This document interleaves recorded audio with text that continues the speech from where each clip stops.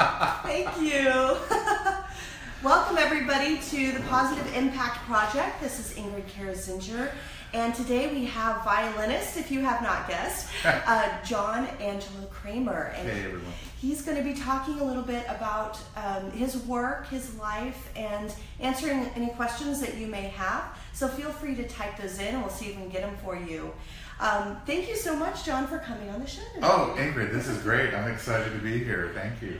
We are going to have more performance from John, so stay tuned for that.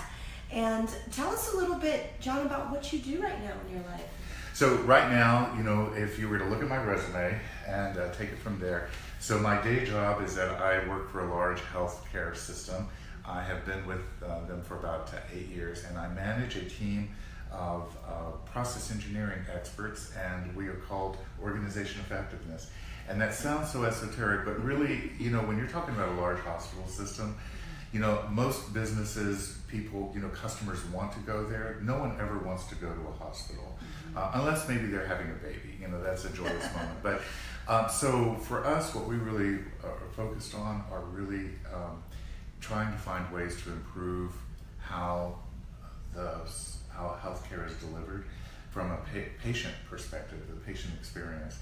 You know, and so a lot of what I do during the day is about figuring out and working with clinicians and with administration how to improve the experience for the patient as well as make it more efficient. Now, that's a far and away quite a distance away from playing the violin. And when people, it's funny, when people at the hospital, they say, oh, you play the violin.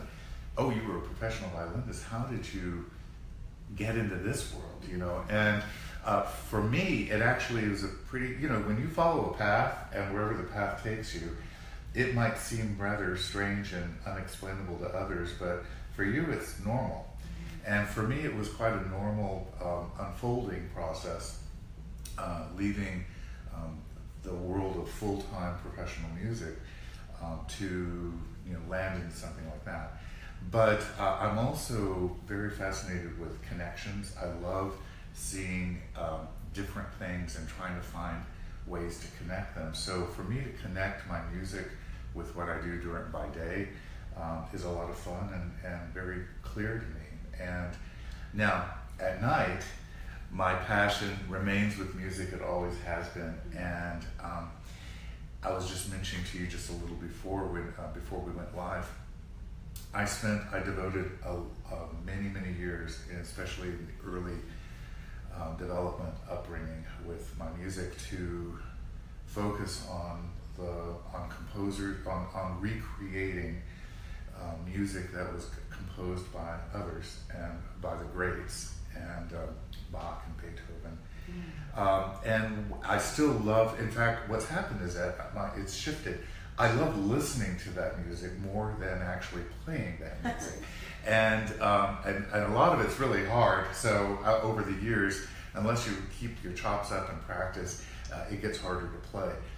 But where I find what I'm really being drawn to playing more is really searching for that song in my heart. And I love that. and you know, getting past, I think creative types have a bit of they second guess themselves at times. You know, they can be really caught up in the moment. I know I'll just speak for myself. I can really get caught up in an inspirational moment where I'll hear something in my mind, or I'll try to work something out, and I'm riding that wave, and it's so exciting. But then, right before you are ready to put it out there, it's very scary, and that's when all that inner chatter comes into play. And because it's a piece of you and you're putting it out there for everyone to see, so there's a vulnerability in that as well. Absolutely. And then that's where, you know, the editing and the self and all that judgment comes into play. And for most of us, it shuts everything down cold, so we don't really give ourselves a chance to do that. So I'm 59 years old, I'm proud to say. So at this late age, and over the last couple of years, it's taken me this long to finally say, you know what, put the judgment aside. The sheer joy and exuberance of just being able to create and to express what I feel and what I think, in and of itself, it gives me the will and the courage to just go ahead and put it out there. So where I've shifted my interest now with performing is I like to do a lot of improvisational work. I like to incorporate that with my meditation and with my essential oils, and really try to create an opportunity, a moment, a safe space where I feel I can really communicate using the language of music. That's beautiful. So it's kind of just another part of your expression, aside from words. You just can bring yourself and your soul out there. I've noticed that when I listen to music, that I can feel that person. I can feel the person communicating. And sometimes it's emotional, sometimes it's even an intellectual thought, but I can feel that. I know that it's just another part of how we communicate, and everybody has different aspects to that. And I think that music is beautiful that way, that it's so simple yet can be so complex. That's my deep thought for today. Yeah, well, and can I say we live in an age where technology has allowed everyone to be able to access their creative, whether it's through, right now we're talking into a phone. That wasn't that long ago when that just was crazy and even thought of it. And so people, I use my phone to take great pictures, or let me rephrase it. I love taking pictures that are meaningful to me. I'll let others decide how great they are. But the fact is that same thing with music. A lot of people, it used to be you had to learn how to read music. You had to go through this very traditional way, and in order to learn an instrument. And now, you can use a keyboard, a computer. You can create sound and express yourself through sound, without necessarily having to have a formal background. Now, of course, a lot of questions that come up about whether, what's the value of a traditional schooling compared to, does that mean anyone can become the next, Ansel Adams in the photography world by taking pictures on their phone? I think really the point is that I believe, this is John's personal philosophy, is that each of us, by the virtue of the fact that we live and we are on this planet, have a need to create. And so that drive, that creative expression, can manifest itself in any number of ways. And we happen to be living in a time where it's actually easier than before to be able to do that. It's true. It's very exciting, actually. Well, tell us how you got into this. What started this whole path for you? So my parent, obviously it all begins with parents. My mom sang in the church choir for years. She had a lovely voice, and my dad was I think he was a frustrated violinist. He learned to play the violin when he was in high school. World War II came along, and after that he came back, and my grandfather passed away, and he had to leave school and get a job and support his family, his mom and his sister. And so when I came along years later, it was important to him to expose me to the violin. I did not like the violin, to be honest. Really? Growing up in the church, I actually was more impressed by the piano and by the organ. This huge instrument with all the keys, and that to me fascinated me. But we didn't have a piano at the house. We had Dad's old violin, which was too big for me as a 6-year-old. Unlike a piano where you have to grow into a piano, you don't have smaller pianos. You may have pianos with fewer keys, but the keys are still the same size. With a violin, you have to scale. So I started off when I was 6 years old on a half-size violin. Oh. And as I grew, and a couple of years later moved to a 3/4. That was a big deal. That's like when you go from being 9 to being 10, now you're double-digit age. So, and then from 3/4 to a full size. And I learned, though, that, and the violin is a tough instrument to learn. You have to really work at it for quite a while before you can start eking out even simple tunes like Twinkle, Twinkle, Little Stars or Mary Had a Little Lamb. And so it's it's a very disciplined, difficult process. That doesn't mean that it's a vale of tears, and there are a lot of ways that you can do that. But I will say though that going through that discipline has shaped me, has shaped how I approach even solving business problems today, because there is the study of an instrument. It doesn't have to be the violin, but any type of musical instrument. It's not so much about learning how to play songs, though that's certainly a great output and could be a motivator. It's about how you teach your brain, your right brain and your left brain, to coordinate muscles in a way that is like what an athlete has to do, or a dancer. And that precision and dedication and the hours and hours of practice every single day over years, I think really trains the brain to be able to handle very tough problems. And there's a correlation, isn't there, with math, with numbers and music. I was told that if you're good at one, you're going to be good at the other. I see especially in the world of music, I believe that, by the way. And my mother was a math teacher, got her degree in math from Rice University, and growing up they were both Greek, from Greece. So growing up in a Greek household, I was at a very early age learned about geometry, and I knew what an icosahedron was because equals is 20 in Greek. So, and hedron is side, so 20 side was no problem for me. But the ability to shift and to use math, I see, like there was, especially in med school or with doctors, there was a lot of physicians were trained in music, and in fact, Houston is one of the few cities in the United States that has a medical center symphony orchestra made up of physicians. And I was part of their board for a couple of years and performed and they still perform. And these, by the way, these are not like amateur hacks. These are very solid, serious, accomplished musicians who happen to be surgeons and just cardiologists and infection disease control people. It's just amazing. They're all there. All the double lives. Yeah. So it's fun that for me to be able to mix. In fact, at work in my day job, there's one physician. He's a medical officer, chief medical officer, who would prefer to talk to me about music than why I need to talk to him about the day job situation. So. Well, that's great. That's just awesome to me. And I think that everybody has a lot of sides to them. We tend to think, okay, I need to do this for the rest of my life. This is my road. But in reality, we do have all of those levels and layers, and it's wonderful people like you that are showing us, hey, this is possible to have both. It's totally possible to do both. Are you going to play a little bit for us? Well, I am, and I'm going to do a little, because at heart I'm a teacher, so I'd like to just demonstrate some.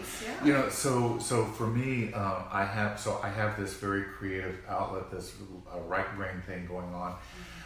But what I do by day actually involves a lot of math and statistics, and very analytical. A lot of data analysis is what I do.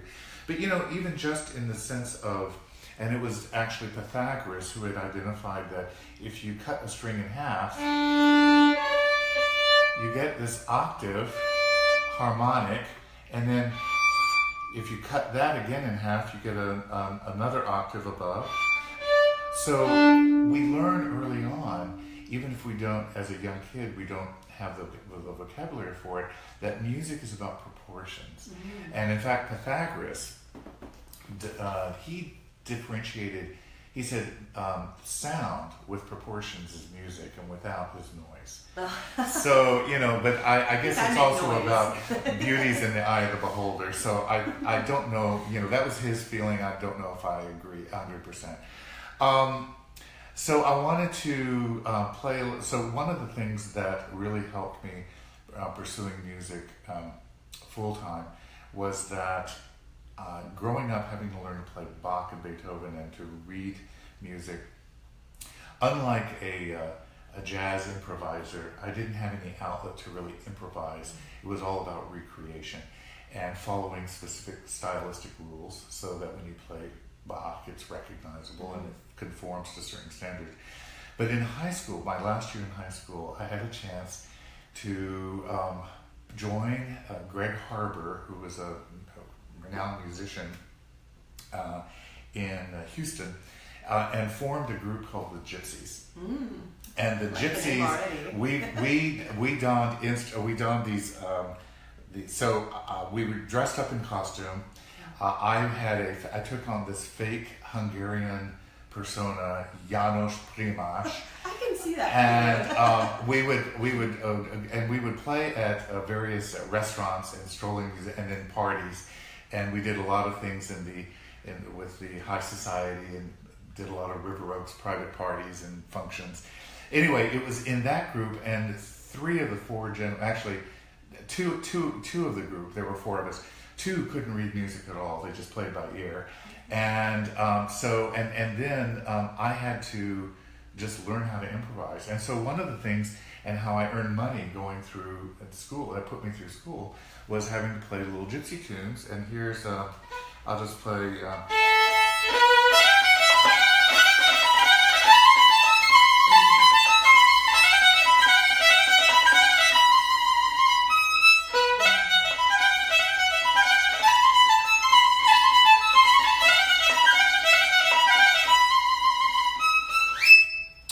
So that would, if I were lucky, would earn me $1 bill.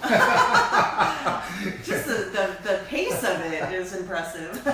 So that was really, but what that did was it started to build my confidence to just be a little less formal and rigid with music. So my relationship with music started to open up, and now it's evolved where I want that free flow of being able to, without having any preconceived notion of what's going to come out,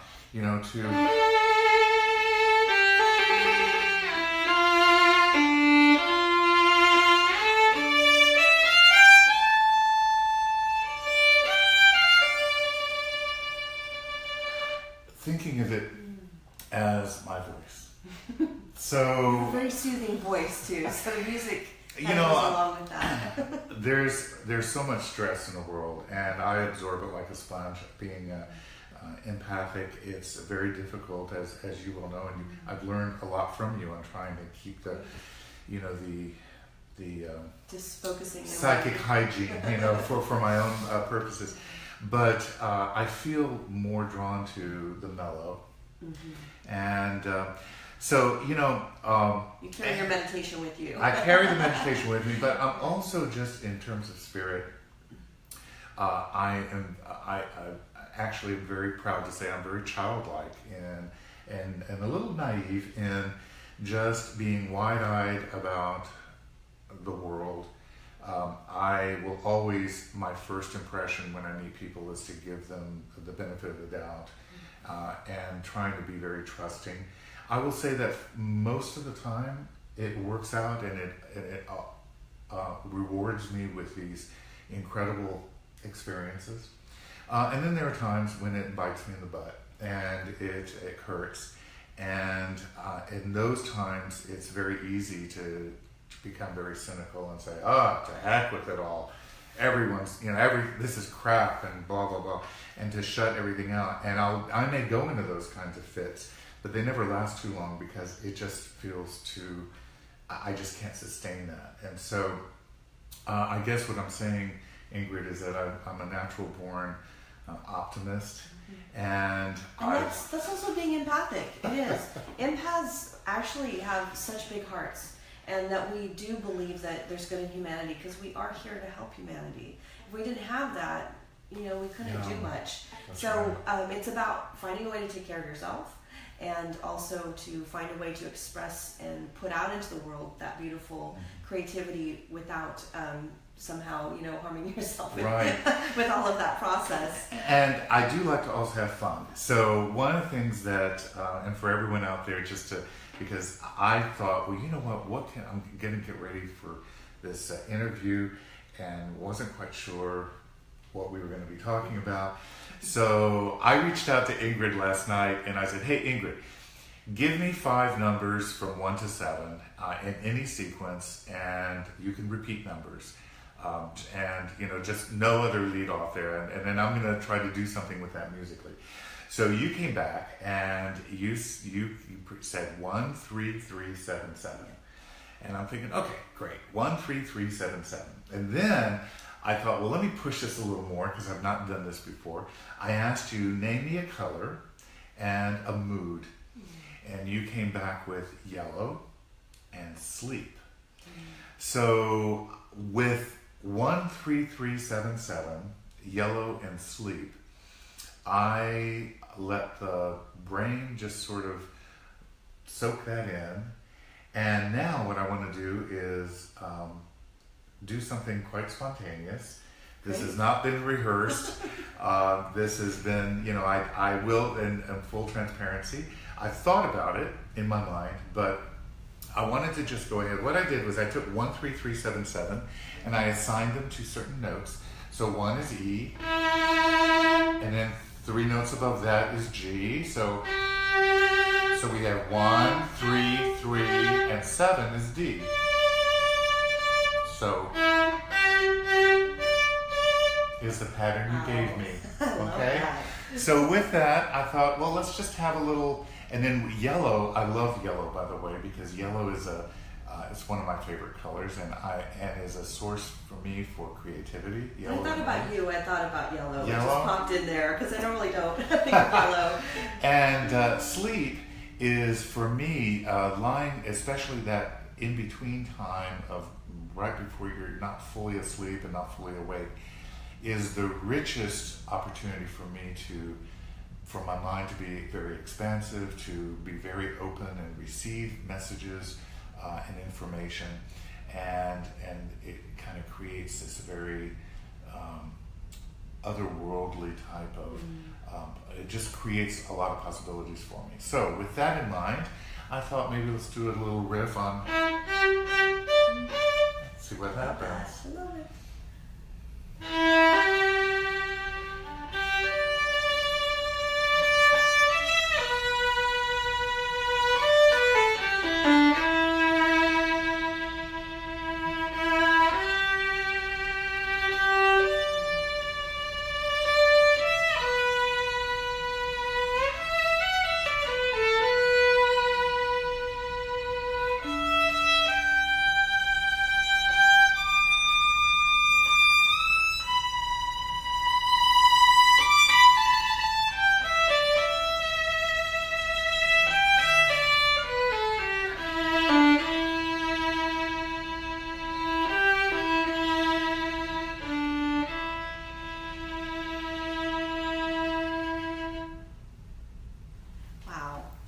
I had a whole vision while you were doing that. Really? Well, tell me about it.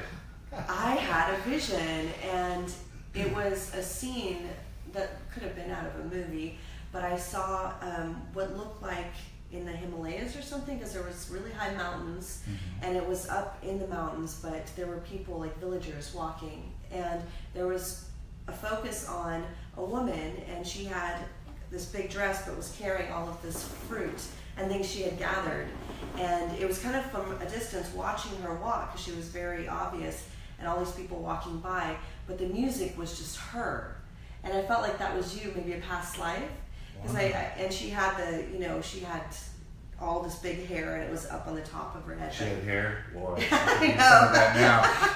I could use a little more too. But she was just walking, but it was like she had all of this stuff that she did, like all this work, and every day, and it was very laborious, but this beautiful song in her heart, and it was like that's what kept her going, was all of this music in her mind, and it just kept her really happy. So everywhere she went, everything she did, she had her own little world inside of her. And I just feel like that was you. And wow. But, wow. Yeah, that's a lot coming out of that. Yeah, I saw the scene and the music, and I just felt your soul. It was just beautiful. Thank you. Well, thank you. No. And actually, if we can just talk a little bit about the process, one of the things that I get asked by people, especially especially from people who may have had a little bit of music training in the past, or they're learning now. YouTube is a great source for learning how to play piano, guitar, and all kinds of instruments. Is, wow, I don't think I'm creative, or I want to be able to create music, but I just don't know how, and it's too hard, and it's just a very difficult process, and you need to have a lot of training. And I want to say there is a big difference. It's a full spectrum. If you want to say, I want to write an opera or a symphony, a piece for symphony, yes, you need a lot of training, and it's a very highly stylized thing. Or you want to write the next Broadway musical, but for most of us, it's really about the joy of in a very personal way, how playing an instrument can just soothe the soul. It can provide just a lot of joy, and maybe you just want to do something to interact with a child or with a family member, or just at home at night rather than watching TV. And so I realized that for me, I had to reconcile or recognize that being able to play, especially in just to let it rip, if you will, only requires that you let go of things, not acquire things, and letting go of the barrier, or just allowing yourself to be vulnerable. And I guess you do a lot of writing, and so maybe I know you're the one supposed to ask me questions, but maybe I can ask you one. Is how do you approach and get over the vulnerability when you write from the heart? Okay, so I would say I've been writing since I was like 4 or 5. As soon as I could learn to write, but I always did more of a channeling writing. So everything, I'd be sitting down, and all of a sudden the first line of the story would come into my head. So I'd have to go sit down and write it, and everything would come, but it would be like I'm seeing the whole movie, like a picture in my mind, and I would just be trying to keep up with all the things going on. So I never felt like it was necessarily me trying to write as me trying to just take down what's being told to me. So it's always been more of a channeling experience. It never felt like necessarily me putting something out there that's vulnerable. It always felt like, well, this needs to go out into the world. But I do know that as far as art goes, a lot of times I did poetry, and I did feel that. I guess the poetry had more of it, my heart and a lot of my experiences, and that felt like, I don't know, do I want the reaction of somebody? Do I want to put this out there and have somebody not give me the full, oh, that's wonderful, instead look at me like, oh, that was all right, I not knowing if I want to deal with that. But after a while, I realized, I'm doing this for me. I'm doing it because I love it, and I had to start understanding that other people's reactions were insignificant, that I was doing exactly what I needed to do. I see it as a 2-step process, because the first is doing it for yourself, and then being able to do that for yourself and putting it out there for others to experience it as well. And I think many of us can, and maybe at the point where they can express themselves privately and in a safe environment, and getting back to music, be able to do that in a way that can be meaningful. I wanted to share something else, and this really, in terms of what's really shaped. Yay! Yeah, get them to play. You love everything you're sharing. John, shut up and play. I can see where this. Well, you're still talking, but through the. I was raised Greek Orthodox, and one of the things that is so beautiful about the Greek Orthodox faith is this ancient chant material, Byzantine chant. And there was and I was always interested in Orthodox culture, in the traditions. It's all sung. There's no instrumental music, and so as a result, these hymns have always been. I hear them in my head as sung by chanters, and they're sacred text, and so there's a lot of meaning. And years later, these chants by themselves are very beautiful, beautiful melodies that I wanted to be able to do something with. And of course, as I mentioned earlier, I'm all about connections and innovation and how can I combine things and repurpose.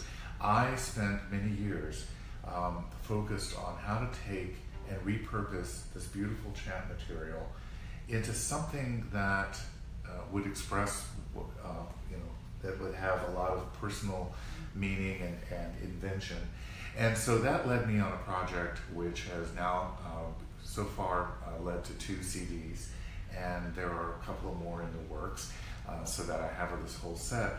But basically taking this Byzantine chant material, playing it on the acoustic violin, and then surrounding all of that with electronica and synthesized sounds. And that, I mentioned earlier about my half sleep, half awake state that I really enjoy, that's where I get all these crazy ideas. And the word somniferous, which means sleep-inducing, my music partner and I just played around with that. We called it somniferious. So we created this world called somniferious, where everything is possible. And so in that world, I take and in fact, O Angelo se vo a ti che carito meni, fortizu, fortizu. And so I take that, and if I transcribe it literally, it would be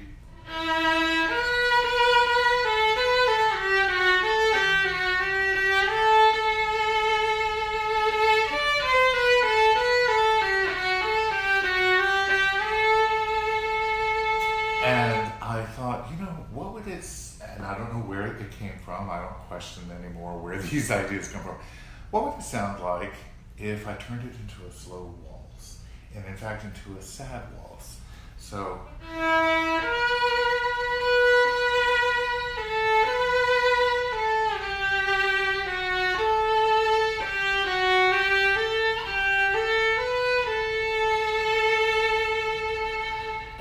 That as the basis for an inspiration for one of the tracks on the CD.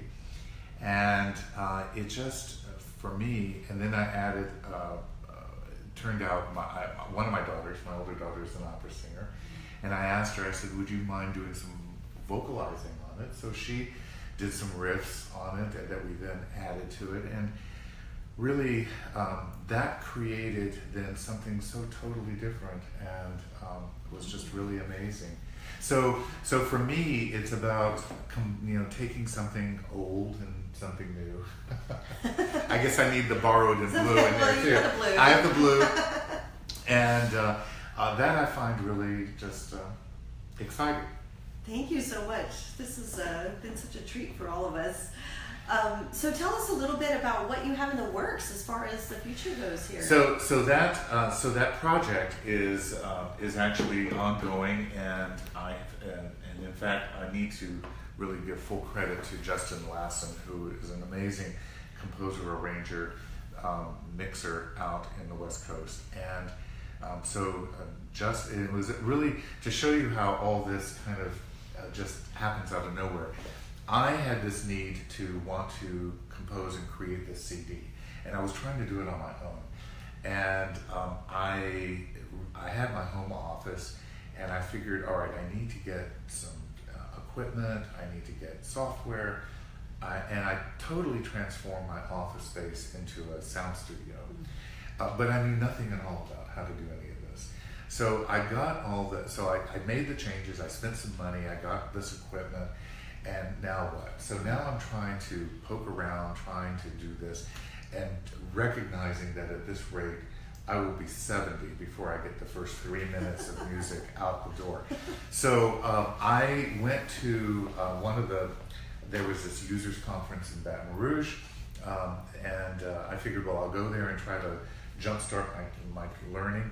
And while I was there, there was a session that was being given by Justin, and he featured some of the things that he's been doing for well-known talent and for films. And so I thought, I'm just going to go for it. I emailed him afterwards and explained my project, what I was trying to do, and would he be interested in helping me. And he told me months later that it was a very odd time in his life. He was just changing. He had to fire his publicist and hire a new person, but in between that time, he was having to manage his own email.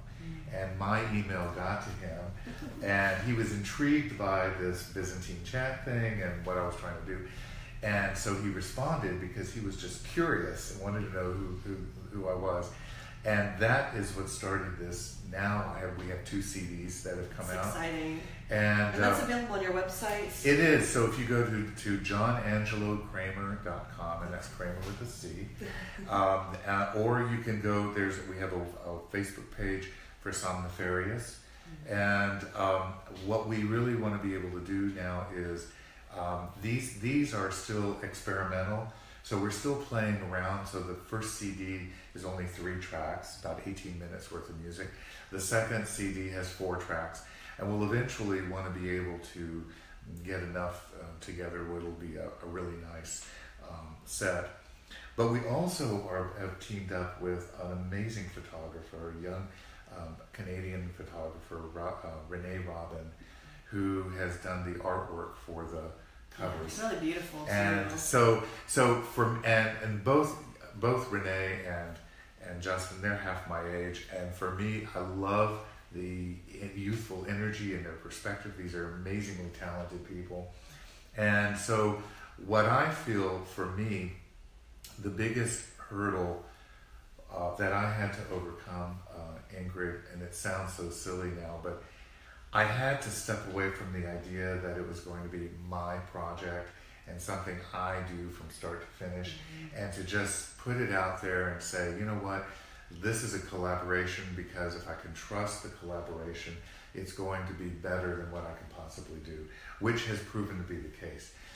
And once I learned to just let go in such a intensely personal area around creativity, and there's some ego in there, then that's when the magic really happens.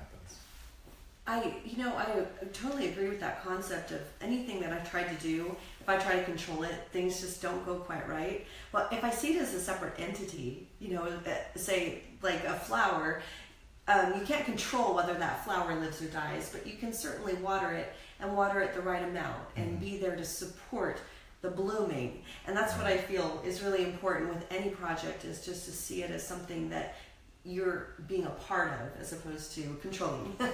But it does, everything flows so much easier, don't you find? It's effortless. Yeah, and it's exciting because, again, for me, I love that exploration and novelty. So even if it's, I think I'm not alone. People, I'll have a very clear picture in my mind of what I want, and I will faithfully try to execute to manifest exactly what I see. But what usually happens is that I end up getting something different, which is actually better. So it's like, you know what, that I'm good with that, and so that's what this has been about. Well, I appreciate you being on the show. I was actually going to ask you, my youngest daughter, my husband got to name, and he's from Turkey, but he spent most of his adult life in Vienna, which is where I studied in Vienna. Mozart, yes. Beethoven, and I got to go to Mozart House, which was amazing just to see where he was, but also one of Errol's favorite songs is Fair Elise, and that's who he named our youngest daughter, Elise. So he plays it on piano. I would love to hear it on violin. Well, let's see, because I know. Just bring it on you.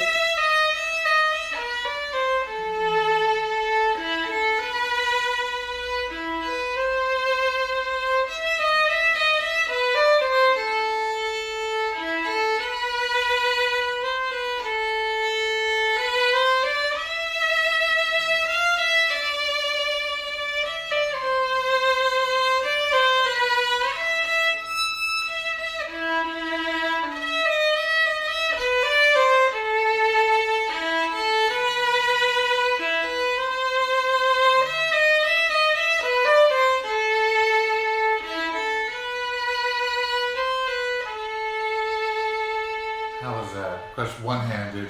Beautiful. So beautiful. And you know, we taught her early age, we taught her that as her song. And it was actually written for Beethoven's neighbor's child, who was a curly brown-haired little girl. And we had named her that, but she came out a curly brown-haired little girl. So it was just fate. But I love that. Thank you so much. And I'm sure she heard that, and I'm sure she's very excited. She knows that's her song. Well, next time we'll have to, now that you mentioned that Earl plays the piano, so maybe we can do that as a duet. That would be wonderful. Oh my gosh, she would love that. Well, thank you so much for being on today. Ingrid, thank you. I really enjoyed it, and I enjoyed having a chance to talk with you and play a little. And we made history. We got some unique, original pieces on here. So there you go. Now I'm sure my email will just be blowing up now.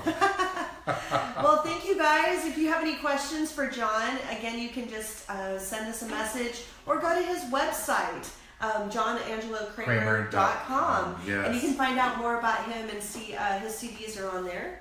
How about a little outro music? Huh? I love it. Yes.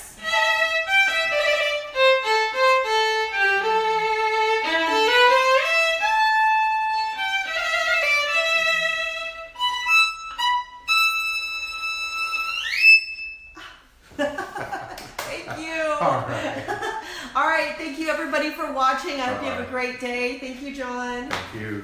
Hope you all have a great one.